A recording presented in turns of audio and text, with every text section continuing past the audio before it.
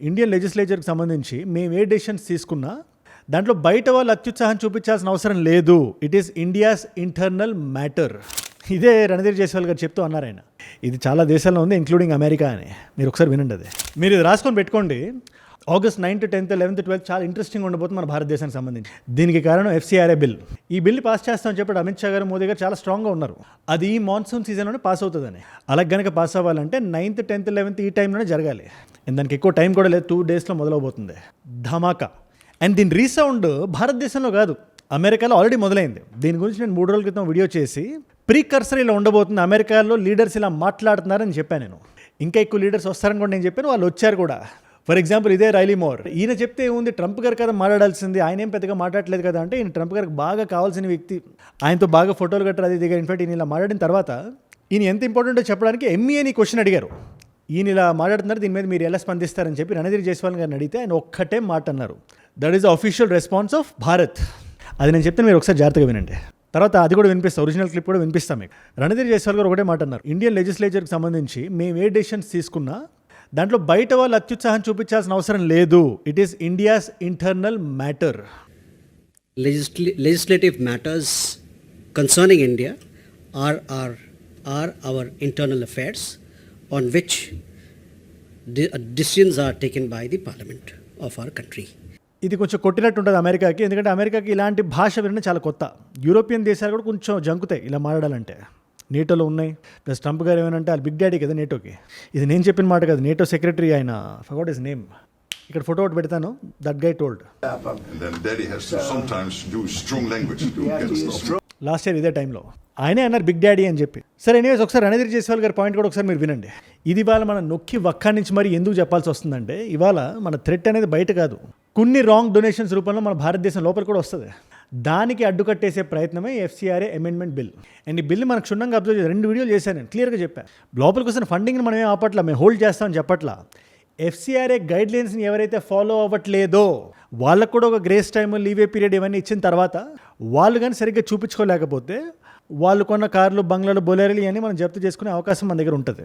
ఈ కొత్త amendment bill కానీ పాస్ అయితే అది వచ్చే 2-3 రోజుల్లో మొదలవుతుంది. అది మొదలయ్యే ప్రతిసారి నేను చెప్తున్న సిచ్యువేషన్ ఎంత స్ట్రాంగ్గా ఉందంటే, ఇవాళ అపోజిషన్ పార్టీస్ కూడా పిలుస్తున్నాయి, మనం ఖచ్చితంగా ఆ రోజుల్లో మన ఎంపీలందరూ అక్కడ ఉండాలి, పార్లమెంట్లో ఉండాలి, మాట్లాడాలి, గొంతెత్తాలి, క్వశ్చన్ చేయాలని. క్వశ్చన్ చేయడం తప్పేం కాదు, డెమోక్రసీలో ఖచ్చితంగా అందరూ క్వశ్చన్ చేయాలి. దానికి government has to be held accountable also. But ఈ పాయింట్ ఇక్కడ ఎందుకు ఇంపార్టెంట్ అంటే, parliament is going to be full. ఒకవేళ ఈ డిస్కషన్ జరిగితే, అది జరిగిద్దా మనకు సమయం సమాధానం చెప్తుంది. I don't know, you also don't know. ఇంకా అఫీషియల్గా ఇండియా బయట ఏం పెట్టలే. US ప్రెషర్కి తగ్గుద్దా లేదా వెళ్తుందా, ఈ వీడియో ఎండ్ అయిపోయేవాళ్ళు మనం మాట్లాడదాం దాని గురించి. ఎందుకంటే మన చుట్టూ మనం ఒకసారి చూస్తే జియో పాలిటిక్స్లో సిచ్యువేషన్ చాలా ఇంటెన్స్గా ఉంది. అందుకని 3 విషయాలు ప్యారల్గా మనం మాట్లాడాలి. ఒకటి FCRA అమెండ్మెంట్ బిల్ గురించి, అమెరికాలో జరుగుతున్న స్టమక్ బర్నింగ్ గురించి. రెండోది ఒక ఇస్లామిక్ నేటో అని చెప్పి మనం లాస్ట్ ఇయర్ నుంచి మనం మాట్లాడుతాం, ఇది వచ్చే అవకాశం ఉంది. ముఖ్యంగా US-Iran యుద్ధం తర్వాత ర్యాటిల్ అయిపోయి ఉన్న చాలా దేశాలు, లేదు వీ నీడ్ సపోర్ట్ అని చెప్పి. అలాంటి దేశాలన్నీ కలిసి ఒక్కటే వస్తే అదే ఇస్లామిక్ నేటో. ఇవాళ ఆల్రెడీ సౌదీకి, పాకిస్తాన్కి ఒక డీల్ ఒకటి సైన్ అయింది, లాస్ట్ ఇయర్ అయింది. అది ఏది, ఒక డిఫెన్స్ ప్యాక్ట్ లాంటిది. ఇప్పుడు ఈ డిఫెన్స్ ప్యాక్ట్లోకి ఒక 3వ దేశం కూడా వచ్చింది. అండ్ ఈ దేశం జాయిన్ అవ్వడం భారతదేశానికి డేంజర్ సిగ్నల్స్ పంపించడం లాంటివే. చెప్తా అది ఏంటో ఏ దేశం అని. 3వది ల్యాండ్ స్వాప్ సంబంధించి కూడా చాలామంది చాలా కన్సర్న్స్ వ్యక్తం చేస్తున్నారు, ముఖ్యంగా మణిపూర్ నుండి. ఈ మయన్మార్ ఇండియాకి ఒక ల్యాండ్ స్వాప్ జరుగుతుంది అన్నాను కదా, అక్కడ బార్డర్ని సెట్ చేయడం ఎంత ఇంపార్టెంట్ మనం మాట్లాడుకోవాలి, అది డిస్కస్ చేద్దాం మనం. అండ్ ఇలాంటి ఇంపార్టెంట్ వీడియోస్ నా సైడ్ నుంచి మీకు రోజు ఒకటి వస్తుంది. క్విక్గా చెప్పేస్తున్నా, కొత్తగా ఎవరు చూస్తున్నా మీరు మిస్ అవ్వకూడదు ఈ వీడియోస్.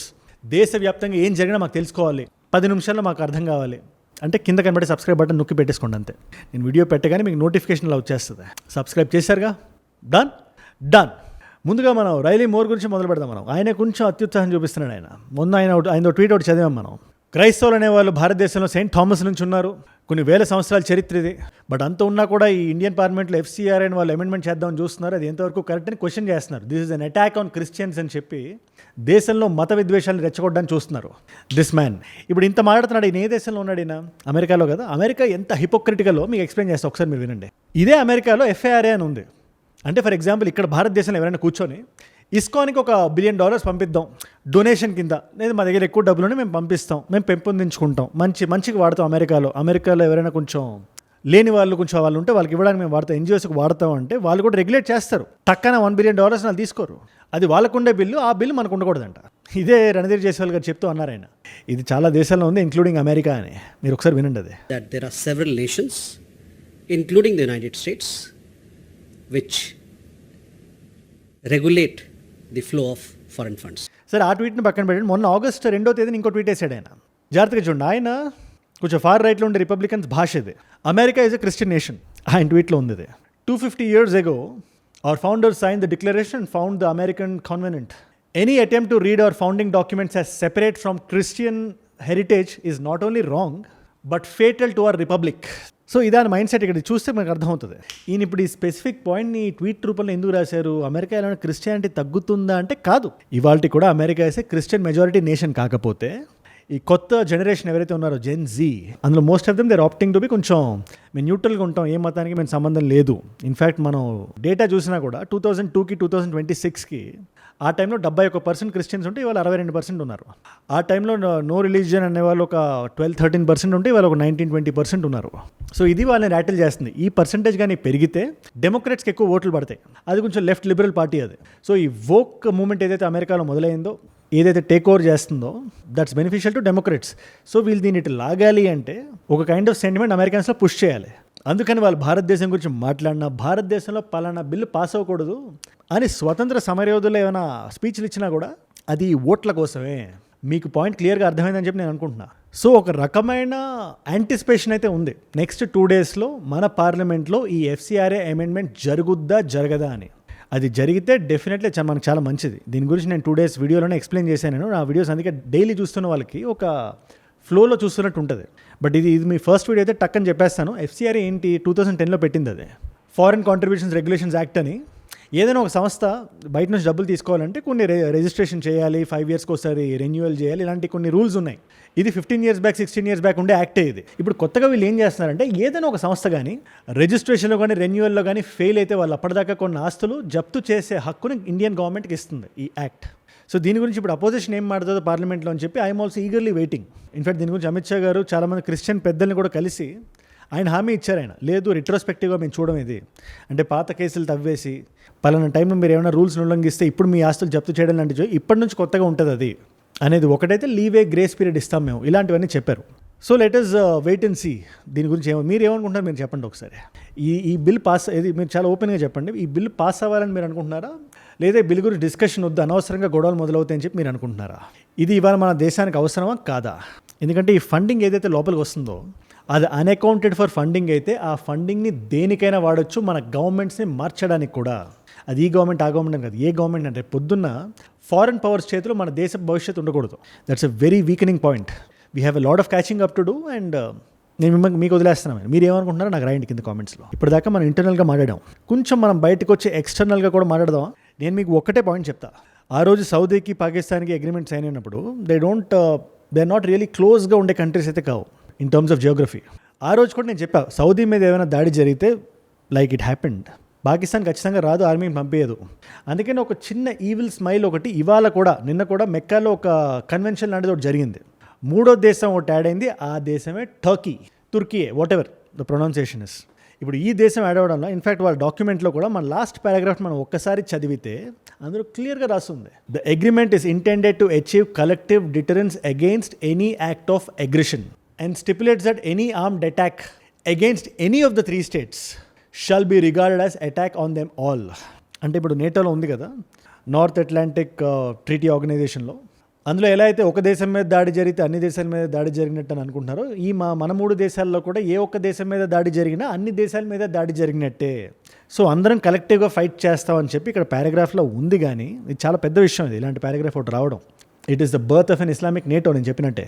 బట్ దానికి అదనంగా ఇది నిజంగా జరుగుతుందా లేదా అంటే నేటోలోనే సరిగ్గా జరగట్లేదు, నేటోనే డిసిపేట్ అయిపోద్ది, కొంచెం డిజాల్వ్ అయిపోద్ది అని చెప్పి మాట్లాడుతున్నారు. అలాంటిది ఇస్లామిక్ నేటో. ఇన్ఫ్యాక్ట్ ఇది సైన్ చేసిన షేబాజ్ షరీఫే నవ్వుతున్నాడు, రేపు పొద్దున్న టర్కీలో ఏమైనా మేము వస్తావా ఏంటి అనేది ఆ ఎక్స్ప్రెషన్లో క్లియర్ కనబడుతుంది మనకి. సో ఇన్ఫ్యాక్ట్ మనం కరెక్ట్గా అబ్జర్వ్ చేస్తే నఫ్తాలీ బెనెట్ అని చెప్పి ఎక్స్ ప్రైమ్ మినిస్టర్ ఇజ్రాయెల్కి, రేపు పొద్దున్న బెంజమిన్ నెతన్యాహు గారు లేకపోతే ఈయనే వస్తారు మళ్ళీ. Is a very important figure. ఇంటర్నల్గా ఇజ్రాయెల్లో మీరు గమనిస్తే ఇంటర్నల్గా వాళ్ళు ఏమైనా ఫైట్స్ చేసుకునివ్వండి, ఇంటర్నల్ పాలసీ మ్యాటర్లో 100 మాట్లాడుకునివ్వండి వాళ్ళు. బట్ దేశానికి వచ్చేసరికి మొత్తం అందరికీ ఒకటే గొంతు ఉంటుంది. టర్కీ మన ఎనిమీ స్టేట్ అంటే టర్కీ మన ఎనిమీ స్టేట్ అన్నట్టు మాట్లాడతారు. ఇదే నఫ్తాలీ బెనెట్ టర్కీని ఉద్దేశిస్తూ ఆయన చెప్పిన మాటలు ఒకసారి మీరు వినండి. He is very clear. ఇవాళ కానీ మనం టర్కీని ఎదుర్కోకపోతే రేపు పొద్దున్న ఇరాన్లా అవుతుందని చెప్పి అంటున్నాడు ఆయన. ఇరాన్లా అవుతుందని. He is trying to flip Saudi Arabia against us and establish a hostile Sunni axis with nuclear Pakistan. ఇది ఇక్కడ ఎందుకు ఇంపార్టెంట్ అంటే టర్కీనే దీన్ని ఇనిషియేట్ చేసింది, టర్కీ వల్లే ఇప్పుడు ఈ గ్రూప్ ఒకటి ఫామ్ అయింది, ప్యాక్ట్ ఒకటి జరిగింది అని చెప్పి కొన్ని జియోపొలిటికల్ వర్గాల్లో మాట్లాడుకుంటున్నారు వాళ్ళు. And that could be true also. ఇవాళ ఈ కన్వెన్షన్ మెక్కాలోనే జరగనివ్వండి, సౌదీకి సంబంధించింది, బట్ దీన్ని మొత్తం పుష్ చేసింది మాత్రం టర్కీనే. రేపు పొద్దున్న ఏదైనా యుద్ధం లాంటిది ఇజ్రాయెల్ టర్కీ మీద ప్రకటించినా కూడా టెక్నికల్లీ పాకిస్తాన్ రావాలి. పాకిస్తాన్ వస్తుందో లేదో మనకు తెలియదు, బట్ టెక్నికల్లీ ఆన్ పేపర్ రావాలి. మరి వంకాయ మున్నీర్ కానీ షేబాజ్ షరీఫ్ కానీ ఆ టైంకి ఈ సోల్జర్స్ని ఎక్కించి పంపిస్తారా లేదా మహా అయితే డ్రోన్స్ పంపిస్తారా జస్ట్ అలా నామకే వాస్తే మనం చూడాలి. అది హిస్టారికల్లీ మనం చూసుకున్నా కూడా ఇలాంటి డిఫెన్స్ ప్యాక్ట్స్ జరిగినప్పుడు ఆ దేశాలు కొంచెం క్లోజ్గా ఉంటాయి జియోగ్రఫికలీ. మీకు 2-3 ఎగ్జాంపుల్స్ ఇస్తా. ఇప్పుడు రష్యాకి నార్త్ కొరియాకి ఏదైనా ఒక ప్యాక్ట్ ఉందనుకోండి, యుక్రెయిన్ ఫైట్ చేస్తున్నప్పుడు నార్త్ కొరియా రష్యాలో ఆల్మోస్ట్ బార్డర్ షేర్ చేస్తుంది కాబట్టి వీళ్ళు సైనికులు వెళ్ళి అక్కడ ఫైట్ చేయడానికి కానీ అమ్యునేషన్ పంపించడానికి కానీ ట్రైన్ అవ్వడానికి కానీ ఆస్కారం ఉంది. లేదా అన్అఫిషియల్ ప్యాక్ట్ ఒకటి ఉంది పాకిస్తాన్కి చైనాకి, 2 గుంటనక్క దేశాలు. పాకిస్తాన్ ఆక్యుపైడ్ కాశ్మీర్ వల్ల కానీ అక్సై చిన్ వల్ల కానీ అన్ఫార్చునేట్లీ బార్డర్ షేర్ చేస్తారు ఈ 2 దేశాలు. సో అన్సెట్ రూల్, మేము మీకు సపోర్ట్ చేస్తాం, మేము మీకు అమ్యునేషన్ పంపిస్తాం, ఆర్టిలరీ గన్స్ పంపిస్తాం, మిజైల్స్ పంపిస్తాం, PL-15 నీళ్ళు పంపిస్తాం, జెట్స్ పంపిస్తాం, మీరు భారతదేశాన్ని కొంచెం వీకెండ్ చేయండి అని. చైనాకి పాకిస్తాన్కి అన్సెట్ రూల్ అది. అది కూడా ఎందుకు వర్కౌట్ అవుతుంది? 2 దేశాలు చాలా దగ్గరగా ఉన్నాయి కాబట్టి. ఇప్పుడు మీరు టర్కీని పాకిస్తాన్ చూసుకుంటే అది ఎక్కడో ఉంది. సో నిజంగా ఈ ప్యాక్ట్ వర్క్ అవుతుందా లేదా అంటే ఐ హ్యావ్ మై డౌట్స్. సరే, ఇదే దొరికిన టైం కొంతమంది అంటారు లేదు ఇజ్రాయెల్ మనకు చాలా హెల్ప్ చేస్తుంది కదా, ఇజ్రాయెల్తో భారతదేశం ఒక ప్యాక్ట్ సైన్ చేయాలి, ఇలాంటి ప్యాక్ట్ ఒకటి సైన్ చేయాలంటే ఎందుకండి? నెలకోసారి యుద్ధానికి వెళ్తుంది ఇజ్రాయెల్. ఇలాంటి ప్యాక్ట్ కానీ మనం ఇజ్రాయెల్తో సైన్ చేస్తే మొన్న కూడా there was I seen a tweet, Netanyahu గారు మోదీ గారిని థ్యాంక్ చేస్తే ఏదో ట్వీట్ పెట్టారు, సిక్స్త్ రోజున ఒక ఫోన్ కాల్ అయింది వాళ్ళిద్దరి మధ్యలో అని చెప్పి. సో ఆ kind of cordial relationship okay, కలిసి డిఫెన్స్ ఎక్విప్మెంట్ రెడీ చేయడం అదంతా ఓకే. బట్ ఇలాంటి డిఫెన్స్ ప్యాక్ట్ కానీ సైన్ అయితే వాళ్ళు యుద్ధానికి వెళ్ళిన ప్రతిసారి they will expect Indian soldiers there. అది మనకు అవసరం లేని యుద్ధం, మనకు అనవసరమైన యుద్ధం. మనకు వెళ్ళాల్సిన ఫండ్స్ మన దేశం కోసం వెళ్ళాలి, మన దేశ ప్రజల కోసం వెళ్ళాలి, అన్ఎంప్లాయ్మెంట్కి వెళ్ళాలి, క్రైమ్కి వెళ్ళాలి, కరప్షన్కి వెళ్ళాలి, స్టూడెంట్స్ కోసం వెళ్ళాలి. ముఖ్యంగా మనం దాని గురించి కూడా చూడాలి. దేశ భద్రతతో పాటు అనవసరంగా వెళ్ళి ఇజ్రాయెల్తో మనం ఒక డిఫెన్స్ ప్యాక్ట్ ఇవాళ సైన్ చేస్తే it's not a good thing, is what I feel. దీని మీద మీరే ఉంటారు నాకు కింద కామెంట్స్లో మీరు రాయండి. ఆల్సో మీరు ఇంకో విషయం గమనించారు, మీరు ఈ కాశ్మీర్ మనం చూసినా లేదా నార్త్ ఈస్టర్న్ స్టేట్స్ మనం చూసినా చాలా బ్యూటిఫుల్ ప్లేసెస్ అవే. సో ఎక్కడ అందం ఉంటుందో మనకు అది యాదృచ్ఛికంగా జరుగుతుందో, బార్డర్ షేర్ చేయడం వల్ల జరుగుతుందో, కావాలని చేస్తున్నారో ఏదో నాకు తెలియదు, కానీ ఒక అన్రెస్ట్ అనేది ఈ పర్టికులర్ స్టేట్స్లో మనం ఎప్పుడు గమనిస్తుంటాం మన దేశానికి సంబంధించి. మణిపూర్లో కూడా ఎవరి తప్పు ఏంటి ఆ డిస్కషన్లోకి ఈ వీడియోలో నేను వెళ్ళట్లా. బట్ అక్కడ కానీ ఫెన్సింగ్ వేయగలిగితే, ప్రాపర్గా బార్డర్ ఒకటి చేయగలిగితే, బయట నుంచి వచ్చి బ్రేక్ చేయడానికి కానీ లేదా ఇక్కడ బ్రేక్ చేసిన వాళ్ళు అక్కడికి వెళ్ళి దాక్కోవడానికి కానీ మయన్మార్కి మనకు అవకాశాలు మనం తగ్గిస్తాం. ఇవాళ దానికోసం ఒక ల్యాండ్ స్వాప్ అగ్రిమెంట్ ఒకటి జరుగుతుంది. దీని మీద భారతదేశం కూడా రెస్పాండ్ అయింది. ఇదేమైనా కొత్త వేరే దేశాలు ఏం చేయవు, మనకు కావాల్సిన ల్యాండ్ మనం లాగేసుకోవచ్చు కదా అంటే we're not an aggressive state like that. మనం పీస్కి ఎక్కువ ప్రాధాన్యత ఇస్తాం. మీరు జాగ్రత్తగా గమనిస్తే మనం పాకిస్తాన్తో కూడా ల్యాండ్ స్వాప్ చేసాం 1958లో బిఫోర్ ద వార్. ఆ టైంలో Bangladesh was also part of Pakistan. తర్వాత బంగ్లాదేశ్తో ఒకటి చేసాం, అది కూడా వరల్డ్ హెడ్లైన్స్ చేసింది ఆ టైంలో. సో ఇది కొత్త ఏం కాదు, it's a necessary thing is what I believe in. Again your take on this issue. Last 24 to 48 hours జరిగిన జియోపొలిటికల్ ఈవెంట్స్ మొత్తాన్ని ఒక వీడియోలో ప్యాక్ చేయడం చూశాను. నేనేమైనా మిస్ అయ్యానని చెప్పి మీరు అనుకున్నా రాయండి. నెక్స్ట్ ఏ వీడియో చేయాలి కూడా మీరు రాయండి ఖచ్చితంగా, కింద right it down in the comments. ఇవాళ మల్టిపుల్ చాయిస్ క్వశ్చన్ మీ అందరికీ. లాస్ట్ వీడియోలో దీని గురించి డిస్కస్ చేశాను కాబట్టి 2 videos బ్యాక్ దీని ఆన్సర్ మీరు చెప్పగలగాలి. భారతదేశానికి ఇందాక మనం అనుకున్నట్టు బంగ్లాదేశ్కి ల్యాండ్ స్వాప్ జరిగింది కదా, ఆ అగ్రిమెంట్ ఏ సంవత్సరంలో సంతకం జరిగింది? Option A is 2012, option B is 2015, option C is 2019, option D is 2024. మీకు సమాధానం తెలిస్తే కింద రాయండి. తెలుసుకుందాం అనుకుంటే ఇన్స్టాగ్రామ్కి వచ్చేసేయండి. అజయ్ ఫ్రమ్ ఏజుడ్ అని ఉంటుంది, అజయ్ ఫ్రమ్ అని రాయండి. It's a verified profile, tick mark ఉంటుంది, 1+ million ఫాలోవర్స్ ఉంటారు. మీరు ఠక్ అని వచ్చేయచ్చు. అక్కడ ఇలాంటి వీడియోస్ని రీల్స్లో చూడొచ్చు. నా లైఫ్లో నా చుట్టూ ఏమైనా జరుగుతున్నా, నాకు ఏదైనా వీడియో ఐడియా టాపిక్ మీరు ఇద్దాం అనుకున్నా కూడా ఇట్స్ ఎ గ్రేట్ ప్లేస్. డెఫినెట్గా అక్కడికి వచ్చి ఫాలో కొట్టి పెట్టేసుకోండి. అండ్ ఏజుడ్ గ్లోబల్ అని మీ నాన్ తెలుగు ఫ్రెండ్స్కి నా కైండ్ ఆఫ్ వీడియోస్ ఏదైనా మీరు షేర్ చేద్దామని కూడా అది కూడా సబ్స్క్రైబ్ చేసి పెట్టుకోండి. మీరు ఇక్కడ దాకా వీడియోలో వచ్చారంటే ఒకటే మాట, కొత్త వాళ్ళు ఎవరు చూస్తున్నా ఖచ్చితంగా మన వీడియోస్ డైలీ వస్తాయి.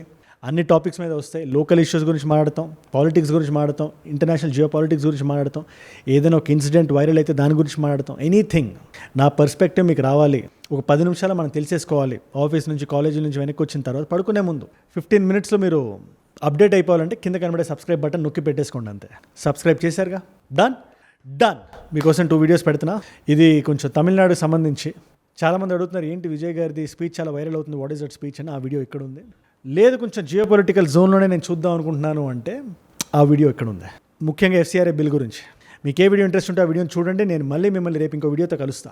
మనందరం కలిసి పెరగాలి, కలిసి ఎదగాలి. Let us all grow together. Let us all rise together. Rise above ignorance, rise above arrogance, rise above hate.